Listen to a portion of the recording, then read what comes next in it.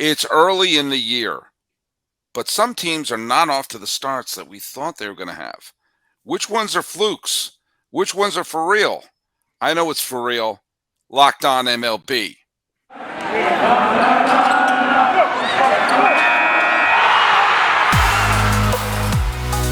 You are Locked On Diamondbacks, your daily Arizona Diamondbacks podcast, part of the Locked On Podcast Network, your team every day.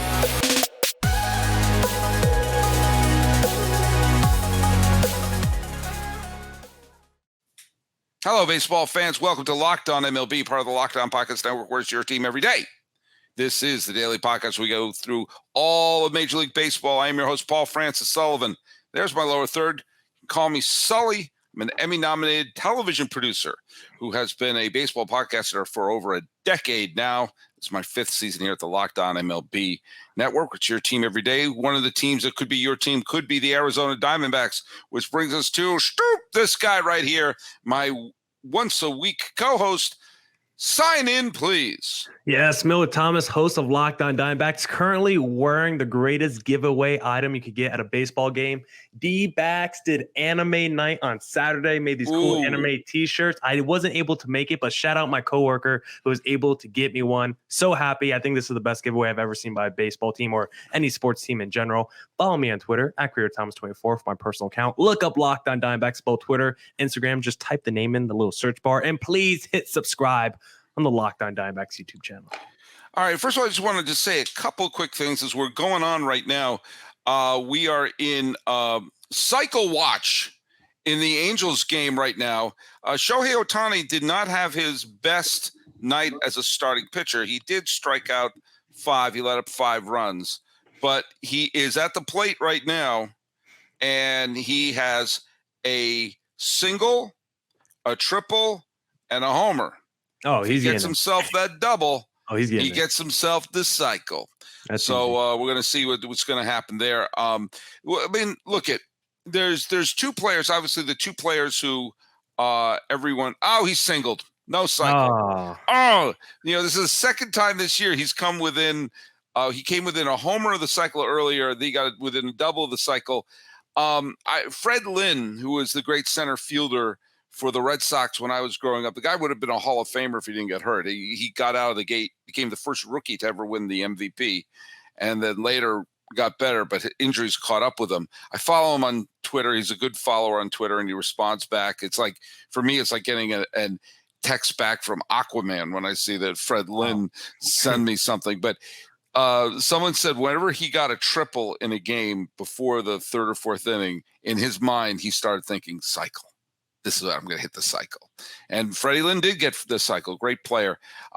Look at the last year, the great debate for the American League Most Valuable Player was Ohtani, who was an outstanding pitcher and hitter. And it's tough. You have to have a historic season to top that. Enter Aaron Judge, who had his 62 home runs. And look, I was a Judge guy for the MVP, but I think both sides had a valid argument. Obviously, when Ohtani says, "I didn't have my best outing," I'll pick myself up as a hitter in this game between against the Orioles, who are pretty good this year. The other player, the player who won the MVP last year, Judge, I think is demonstrating his great value, because I don't think it's a coincidence that the nanosecond Aaron Judge returned to the Yankee lineup, they started winning. I mean, obviously they beat Oakland. You and I could beat Oakland, but they held their own, splitting the series against Tampa Bay, including 2 absolutely wild come-from-behind victories. And tonight, game's not over yet, but they're up 7-0 in Toronto. Toronto, who just swept the Braves. They're no cheap customers right there. And guess who homered? No, seriously, guess. Guess who homered for the Yankees in this game? Volpe. Nope. Aaron Judge. Two homers. Whoa. He missed a chunk of time on the IL, and he's already in double-digit home runs this year. And just adding that Jenga piece back to the puzzle suddenly makes the rest of the lineup potent. You see that they're scoring left and right. And just a few weeks ago, they looked like a minor league lineup. And I think in so many ways that's his value. Yeah. That beyond just his numbers, what he does for the hitters that are batting behind him, it just makes the team, and the fact that Rizzo has been very good as well, it just makes the rest of the team, they look like they're dusting themselves off and ready to contend. Yeah, because even though Ohtani's the best overall player, the most well-rounded player, there's no one that you fear more coming up to the plate right now than an Aaron Judge, because with a one swing of the bat, he can change the ball game. And like you said, in today's game, he can do it multiple times in one instance. And when you have Stanton on the injured list like he's been the last couple of weeks, and that rest of the lineup, like we've talked about, it's kind of thin. Like we've talked about the last few years, like it's not that feared after a Judge and a Stanton. So when one of those guys is on the injured list, it gets that much thinner. And if you have both of those guys on the injured list, it's going to be impossible to score runs. And Aaron Judge is the kind of guy that can carry an offense by himself for multiple weeks at a time if a guy like Stanton's out the lineup. I don't know if you saw the game on Sunday, the final game of that just absolutely wild and bonkers series between Tampa Bay and the Yankees. Yeah. The final batter was Judge, who hit a deep drive to center field. Tampa was up by 1. And then when Judge got a hold of it, Adam, who was the pitcher for the reliever for Tampa Bay, you saw him put his hands in his head and keep his head down low, because he was like, I can't believe I just let up a game-tying home run to Aaron Judge. And it was caught right at the wall. And the look of, it wasn't like a look of, yeah, way to go. It was a look of just absolute surprise that, oh my God, did I do my job? Did I do my job? And it's funny, by the way, listen to Stacey Gotsulias on Locked On Yankees. That show has been on absolute fire for the last week. And Stephen and Stacey were talking about how the Yankees have become one of the most confusing teams in baseball, because they can fall behind, they can come back, they show they have guts. But I think if you listen to it tomorrow, assuming that they hold on to the 7-1 lead that they have, I think the Yankees, not to go all John Wick, but I think they're saying, yeah, I think I'm back.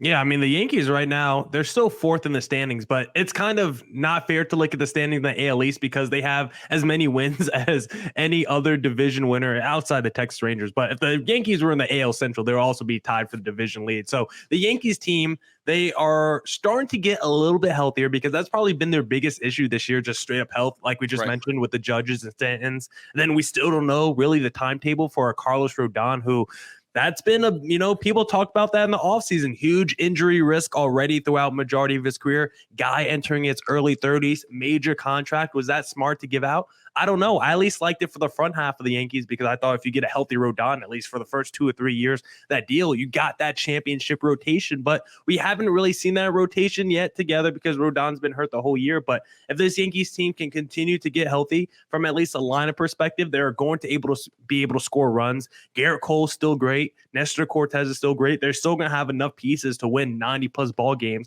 It's just a matter of fact of, will Rodon be healthy for the postseason? Because he's going to be that swing player, whether this team can win a World Series or not. Well, there's a couple of interesting. I think that Cole is still having a fine season. He had that one game where Boone left him in too long in Tampa Bay, but he's still pitching very well. Herman has been up and down. Herman has had a couple of very good games. Cortez's ERA got ballooned up, especially after giving up the Yandy Diaz grand slam. Clark Schmidt and Johnny Brito have been absolutely smacked around. And you look at Clay Holmes has not had a good start out of the bullpen. Albert Abreu has been hit or miss. But you take a look at Wandy Peralta has been fantastic out of the bullpen, save for the one hiccup that Michael King had over the weekend. He's been terrific. Ian Hamilton has been terrific. There's been a bunch of completely unheralded pitchers who have been carrying the Yankees bullpen for the last few weeks. And, quite frankly, I think in some ways, waiting for Rodon to get back and waiting for Cortez to find a little bit of consistency, you got to hand it to some of the no-names in their bullpen who have been doing the yeoman's work.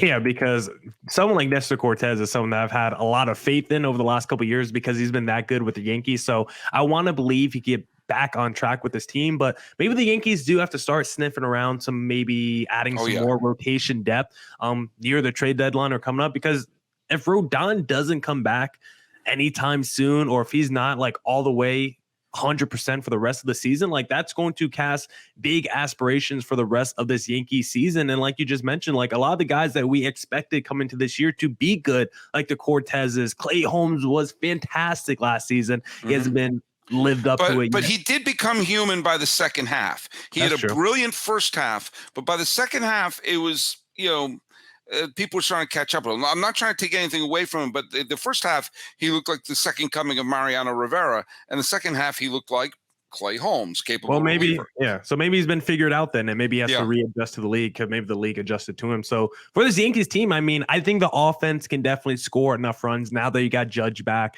Volpe, he hasn't had a fantastic rookie season, but what he could do on the base passes from you from a speed standpoint. Rizzo has been fantastic this week. Stan, I still think, is a great power threat. So I don't think from an offensive standpoint, I'm worried, but you need some of those other guys in that rotation and bullpen to come along with the Garrett Coles. Garrett Cole has had one of the largest workloads on his shoulders over the last few years since signing with the Yankees. I don't think any pitcher has pitched more innings than a Garrett Cole. So if you want him to be fresh for the postseason, because there have been times when you get to the playoffs, Garrett Cole does look a little worn down. If you want him to be fresh, then you're going to need some of these other rotation members to step up, because you don't want to have Garrett Cole go out there and pitch 7 innings for your chance to win. You're going to need some more relievers to step up, and you're going to need some other starters to give some length behind a Garrett Cole. So it's not all on him feeling like he has to win every 5th day. Well, look at the Yankees are turning things around. Another big team seems to have turned things around. Easy for you to say. Yeah. And a couple of contenders are kind of on that weird bubble. We're going to talk about that in segment 2. But right now, let's talk about our new sponsor, So Rare. It's so rare. Let me pull up the quick overlay for So Rare. It's a revolutionary fantasy baseball game and marketplace, transforming fans into owners with officially licensed digital cards featuring players from across all 30 teams. Unlike other fantasy baseball platforms, So Rare managers truly own their fantasy experience, collecting, buying, selling, and competing with player cards against global opponents to win epic rewards. Win or lose, you still own your cards, and there's no cost to play. Plus, the more you win, the more you advance, collecting increasingly powerful cards and accessing next-level competitions and rewards. You know what? They've partnered with MLB stars Juan Soto and Julio Rodriguez to serve as brand ambassadors. Both are featured in the So Rare's brand campaign. Will engage with So Rare community throughout the season at Major League Baseball events. So Rare MLB game weeks happen twice weekly and span a 3 or 4 day cycle. At the end of game weeks, So Rare Major League managers who rank at or near the top of their leaderboards will win a variety of rewards, which can include So Rare scarcity cards, game tickets, merchandise, signed jerseys, and VIP experiences like meeting MLB stars. Prizes may vary depending on the competition. So head to sorare.com/lockedon. That's spelled SORARE.com to draft your team of free player cards and set up your lineup and start competing today to win epic rewards. Again, that's sorare.com/lockedon to start playing. When? Today. All right, we're here at Locked On. Wow. MLB Locked On Diamondbacks crossover. I think I need a nap and a banana after that ad read. My back was in that one. Hey, we talked to the Yankees have turned things around. Remember the Dodgers got off to a clunky start? Yeah. And people were looking, the Diamondbacks were like, hey, could this be our year? Yeah. And in the first 22 games, the Dodgers were 11-11. And they played, as of this recording, now that they haven't played the game against the Minnesota Twins yet, but as of this recording, the Dodgers have played 19 games, including the one I went to the other day with my sons, and have won 15 of them. And they're right now on a pace to win 102 ball games. Now, of course, it just shows you that, like, if you get off to like a 15-4 start, and then you go 11-11, nobody would blink.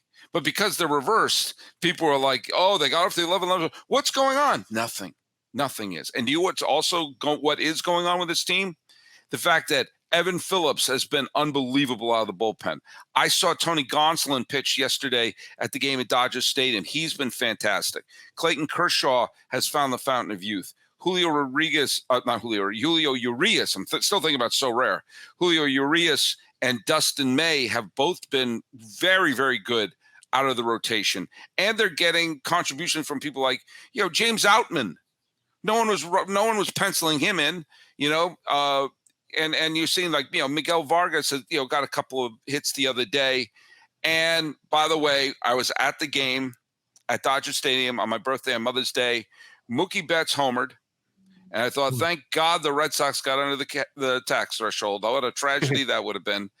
I saw JD Martinez, Mookie Betts, and Xander Bogaerts on the Padres. I saw 1/3 of the 2018 World Series champion Boston Red Sox play. And of course, who was doing the announcing for San Diego? But that would be Orsillo. So if you're a Red Sox fan, come to Southern California and cheer on your Sox. They just happen to be wearing Dodger and Padre uniforms. But I think the Dodgers they're righted the ship. I think that they're back on track. And you're starting to see, Muncy already has his 12 homers, and while his batting average is microscopic, he's got a great OPS. Freddie Freeman's, starting to hit the ball well, and he's doing well. The Dodgers, I think, are in really good shape right now. Yeah, I'm completely disgusted by the Dodgers because we talk about that slow start. And I look at that lineup and I'm like, not thoroughly impressed with the names after Mookie Betts and Freddie Freeman. I'm not like floored by the names in that Dodgers lineup, but you sort team statistics by runs scored. And the Dodgers, at the time of we're recording this, Monday, 6:30 p.m., the Dodgers are the number one scoring team in the National League. Fun fact for all you listeners, the D-backs are number 2 in scoring. But the Dodgers, you look at that lineup, and of course you expect the Mookie Betts and the Freddie Freemans of the world to go off. But it's all these other names that get me upset, Sully, because I don't know who James Outman is. I never heard of him entering this season, and somehow he has over a 900 OPS, 8 home runs, and a bunch of stolen bases with this Dodgers team. JD Martinez, I thought, was maybe over the hill at age 35. He has over an 800 OPS. I thought Max Muncy might have been washed after the season we saw last year. One of the league leaders right now in a home runs. Jason Hayward is even having like a decent season with this Dodgers team, and he's someone that completely wrote off. I expected the rotation to be good. I expected the bullpen to be good, but some of the pieces in this lineup, I was like, I'm not too sure if the Dodgers lineup actually have enough pieces after their 2 MVP candidates, and boy, was I wrong, because once again, the Dodgers were able to just find people off the scrap heap. They were able to dig through the garbage and somehow find just an untouched filet mignon just sitting at the bottom of the garbage pail. So I'm really upset with the Dodgers, of course, because I don't like them as the D-backs podcast host. And once again, they're in first place. They have the best record in the division. And I don't even think this Dodgers team is as good as years past. But even with that being said, they're still the cream of the crop in the NL West. Well, and of course, the D-backs are still in second place. They walked off yesterday, if I'm not mistaken. Yeah, the D-backs are closer to the Dodgers and to first place than they are to third place. Which brings us to the team that I just saw got swept by Los Angeles. This was a big, big series for the San Diego Padres. I know it's ridiculous to say that a series can be big going into the middle of May, but the Padres ship has been wobbly. That you don't get as many head-to-head games as you used to have in terms of the a team like the Padres and the Dodgers. And so when you have those head-to-head games, you got to show up for them. They got swept. And let me tell you something. The game I was at yesterday, they looked dead from the neck up. I mean, yes, Gonsolin pitched well, but Gonsolin isn't Kershaw. Gonsolin isn't Zach Gallen. There you go. Almost. You tried. Whew. And the Padres were the team that this was the year the Padres were supposed to lay claim to the National League West. This was the year after defeating Los Angeles in the postseason that they went out full season of Soto, full season of Tatis, full season of Xander Bogaerts. This was going to be the team, the super team. Mm-hmm. And, bless the management for having that be the mentality. But as of this recording, they're a sub 500 team. And they're looking like, Machado, who I've been a very big defender of, has our MVP. Stunk. He was our preseason MVP, I think. I think I picked Soto, but either way, do you know who leads the league? Look at it. I don't think WAR is the end all be all to some people, but it is interesting. In a superstar ridden team like the San Diego Padres, they list on baseballreference.com, the single greatest website in the history of the planet Earth, the top 12 in wins above replacement of the San Diego Padres. Manny Machado didn't crack the top 12. Yikes. A catcher with my last name, Brett Sullivan, did. If you told me there'd be a Sullivan ahead of a Machado at any point of this year's WAR total, who do you think in that star-studded team, who do you think has the highest wins above replacement? Who do you think? On that team, I'm going to guess Nelson Cruz. Hae-Sung Kim. Again. He's a D-backs killer. Yeah. And again, I mean, if you just look at batting average, 221 hitter. No, I mean, he is, he gets some big hits. He plays some great defense, obviously. But going into this year, you would think that he would lead the team in wins above replacement in early April. What do you think about this Padres team? Are they going to be a disappointment? Are they going to turn things around? What's going to go on? What do you think is going to go on with this club? I mean, it's between them and maybe the St. Louis Cardinals as the two biggest disappointments to start this season. But the Padres are not in as rough shape as the Cardinals are. So I still want to believe that they can right the ship just because they just have too much damn talent, right? I know they're a super team right now. They're playing like the super mediocres, not playing like Slam Diego, but they still have too much talent with the Machados and all the other guys, all those all-stars. But the one issue that they have, I believe I saw a statistic in a graph on MLB Network the other day. They are the worst team, I believe, in Major League Baseball with runners in scoring position. They bat below 200 runners in scoring position. And it's unbelievable when you think about the kind of dudes that they have in their lineup. And Xander Bogaerts was the dude to start the season as the hottest player carrying that team. But you look over his last 23 games, he's batting below 200 as well. So Bogaerts, the guy that was the hottest guy in your lineup carrying the offense, he's cooled down. You're going to need your MVP candidates of the Sotos and the Tatises, the Machados to step up. And Tatis has actually come back and looked immediately like the best player on that team. It's everyone else that's really struggled on that Padres team. The rotation as well. I mean, Darvish has been good this year, but the Musgroves hasn't been that good this year. Blake Snell, once again, is not looking like he's looked like San Diego Blake Snell from what we've expected from him the last few years. So this Padres team, a lot of talent, but they are not living up to expectations right now. But I have to believe it's like, what can you even do if you're the GM? It's like, how can you improve this team? No. You have MVPs all through your lineup. You got Cy Young candidates in your rotation. You got, maybe you could upgrade the bullpen, but it's like you have more than enough talent. Hader's off to a great start. Hader's, it's not the bullpen. You have an all-star closer. It's like you have all-stars and MVPs at every level and facet of the game. So it's hard to put anything on the front office and say, hey, go out there and upgrade my team at the deadline.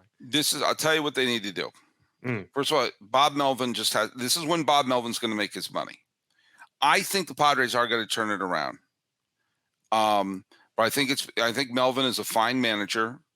And I think he's going to say, has to take this team and say, okay, look it. They've played roughly the 1/4 of a season. And that 1/4 of a season is well below their expectations. He has to remind them who they are, what the back of their baseball cards are. Dust yourself off and chip away. And, that there's still 3/4 of the season to go. Everyone can point to the Braves in 2021. Everyone can point to the Phillies at this point last year winning the last 3 pennant winners of the completed season were teams that had losing records at this point of the year. Mm-hmm. So they can point that out and say, hey, look, there's time to dust yourself off. The key is to get into the dance. That's what Philadelphia showed us, even with the expanded playoffs, that they got in and they got all the way. They got to within 2 wins of winning the World Series. So this is when Bob Melvin is going to be worth his money. He's got to be able to say, okay, the first quarter didn't work. Now it's interesting you pointed out the Cardinals. The Reds, Kenley Jansen. If the Cardinals turn it around and make the postseason, the Cardinals should send a fruit basket to Kenley Jansen, who blew 2 saves, including spoiling a wonderful start by Chris Sale. Oh, and they went on that roll, and like I was saying, it was a big deal. The Padres don't have as many head-to-head games against Los Angeles, so they've got to show up when they do. Well, the Cardinals want to make up some ground on the now first-place Brewers. As of this recording, the Cardinals are up 8-0 on Milwaukee. So maybe the humiliation of becoming the second worst team in the National League for a period of time, having those dramatic victories against Boston may have woken this team up. Nolan Arenado got the big 3-run home run this afternoon so far. So I think the Cardinals, who I picked to win the Central, I also think they have too much talent to stay down. Do I think are they a lock to win the division? No, they're not. But I think I think they've rattled the dice, and now they're playing like hungry hippos. Yeah, because even though at the time of us recording they're in last place in the National League, they're also only 4.5 game back of a wild card spot. So 4.5 game back with 100 games left in the season is more than enough to climb back in and chip away. And right now, Nolan Arenado has woken up. I think he has home runs in like 4 of his last 5 games. Something like that. It feels like the fiasco with Wilson Contreras might be over. It feels like he's going back to catcher. Like the Cardinals have just been so weird and just feel like they've just been so quick to like make moves and pull triggers this season instead of letting things play out organically. Like you have Jordan Walker like reach safe basically in like his first 17 games, then you option to AAA. You're moving Wilson Contreras to outfield catcher. It's like just let your players play, put them at their natural positions, and do what you expected to do entering the season. Let the process play out. It feels like the Cardinals have gone too impatient too quickly, and they should just put their team in the best position to win like they thought they were doing entering the season, because I still think there's a lot of dudes that could turn it around. Miles Mikolas has been turning it around a little bit in that rotation. We just mentioned the guys in their lap. So this Cardinals team, even though they've been arguably the most disappointing team in baseball this season, they're still only 4.5 games back of a wild card spot. So I'm definitely not writing them off with like 100 games left in the season.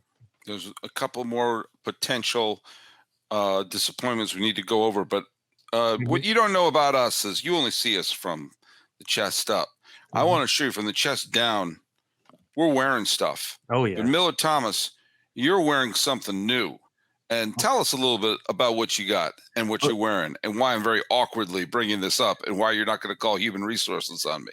Oh, yeah, because I got our new sponsor on, Sully. It's called Bird Dogs. And this thing is amazing because they send every Locked On host a pair of shorts. And I got to tell you, Sully, this thing is fitting perfectly right above the knee, right where I like it for working out. They also send me it seems like a swim trunk type thing. I think they have their underwear built into the shorts. So I'm going commando in these things when I hit the gym. So we're letting it all out there. And the best thing about Bird Dogs right now, Sully, is if you go to their website and use promo code LOCKEDONMLB, they will throw in a free custom Bird Dogs Yeti style tumbler with every order. And we all know Yetis are the greatest thing for your hot drinks, your cold beverages, whatever it needs. So go to birddogs.com, use promo code LOCKEDONMLB, get you a pair of these shorts. Great for the gym, great for sweating, or if you just want to lounge around the crib, perfect for that. And get you a tumbler to keep that,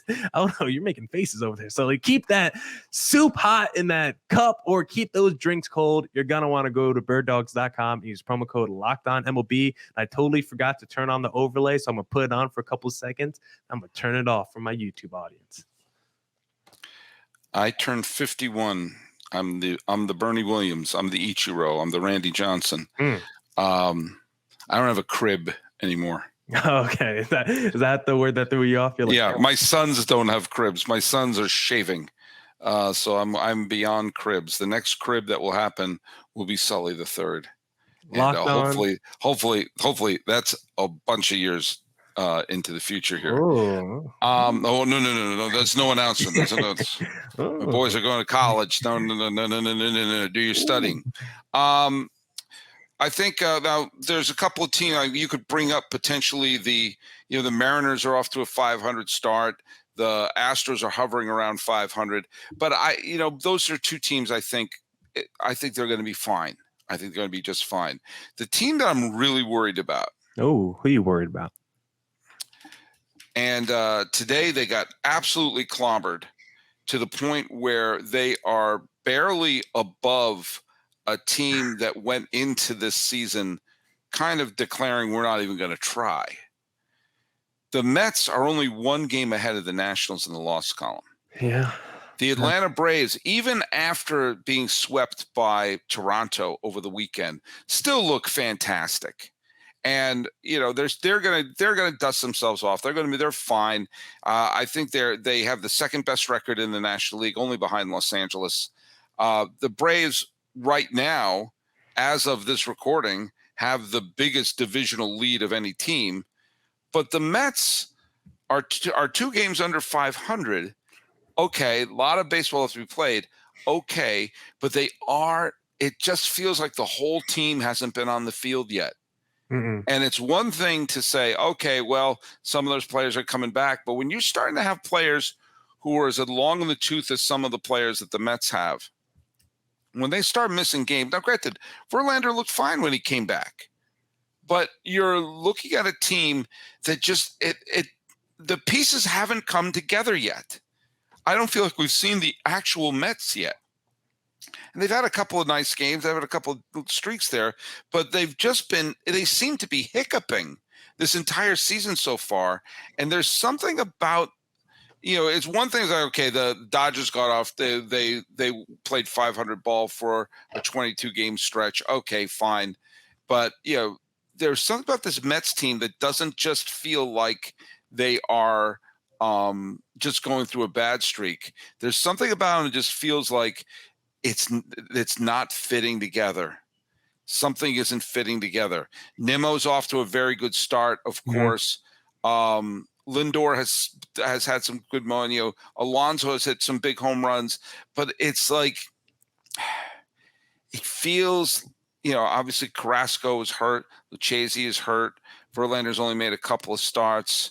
They've been, Robertson's been fine out of the bullpen. It's like, if you look at the individual pieces, it doesn't look a disaster. Alvarez has got some big hits and everything, but it's still, for whatever reason, it hasn't felt like everything has pieced together. It feels a little bit like one of the Star Wars prequels, where all the elements are there, but for some reason, it's just not working. Yeah, I would agree. That's probably the best way to describe the Mets. They're not exactly gelling together right now. I think they're kind of searching for answers. I have to stop. Oh. I have to stop you. My mother, Dr. Edith Sullivan, is grammar police, and she hates it when people say gelling together because you can't gel apart.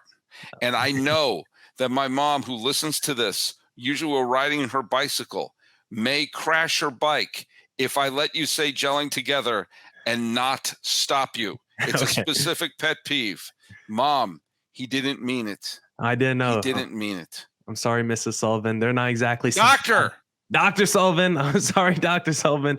Man, now you're 2 strikes against my mom. I apologize, Mama Sullivan. The team is not simpatico right now. They are not clicking. They're not on the same page. And I think they're grasping for straws a little bit. I think that's one of the reasons why they called up a Francisco Alvarez, because they wanted to add some offense to the lineup that's been missing this year, because the Mets right now, they are bottom third in both runs scored and both bottom third in team ERA. This team has not been good from an offensive standpoint, a pitching standpoint. And it's so weird. So like Pete Alonso was so hot to start the season, but like Xander Bogaerts, you look at his last 20 games, he's batting around 200, still got the major power, but he hasn't been hitting consistently. Francisco Lindor is having a down season. Someone like Starling Marte is having a really down season offensively for the Mets. And it feels like they just don't have enough dudes in that lineup clicking together on the same days to get those big crooked numbers on the scoreboards and get the sequencing going in that lineup. And then you look at that rotation.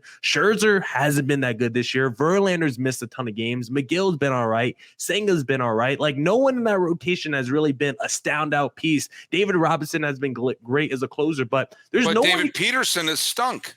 Yeah, David Peterson has stunk. So there's not really anyone I can look at from that lineup rotation. Even though they have big names and a lot of star players, I don't think anyone's actually living up to their contracts or the status of what they are as a player. Like Pete Alonso, I don't think he's playing like an MVP. Scherzer and the Verlanders, they're not pitching like Cy Youngs. And the Mets need those guys that they're paying big bucks to, the Lindors, the Scherzers, the Verlanders. They need those guys to live up to those contracts and look like the stars that they're paid to be. And right now, that's not happening. And I still think there's more than enough time in the season. I still think this Mets team is super talented and can turn it around. But right now, it's not looking good for the Mets. They're kind of like the San Diego Padres, where you have all this talent and a lot of it, it's healthy. It's just not clicking right now. And hopefully for the Mets, they can eventually turn it around, because I don't know what you do if you're the Mets if you don't turn it around. If you're Stephen Cohen, do you go out there and try to acquire more star players? Do you start auctioning off pieces and say, you know what, guys like Mark Hanna that we signed haven't worked out? Do you start trading away players and start retooling this team and say, you know what, let's try to get new pieces in here that we think fit better with the surrounding core pieces that we already have? Like, I don't know what you do if you're the Mets around the deadline and you're still just around a 500 baseball team. Well, I think we're gelling. Oh. And there's only one way to gel, and that's together. Wow. And hey, Miller Thomas, tell people where they can follow you and your great show. Well, you can follow me on Twitter at CreatorThomas24 for my personal account. Look up Locked On Diamondbacks. Just type it in the little search bar on both Twitter and Instagram. And please hit subscribe on the Locked On Diamondbacks YouTube channel. And you can follow our show at Locked On MLB Pods on Twitter and Instagram. And I'm your pal Sully. You can follow me at Sully Baseball on Twitter, Sully Baseball Podcast on Instagram. Trying not to offend my mom. I'm talking about some of the disappointing teams. This has been a Locked On Diamondbacks, Locked On MLB crossover with Miller Thomas. I'm your pal Sully. Let's fist pump for another week. Hey, nice shorts. Boom.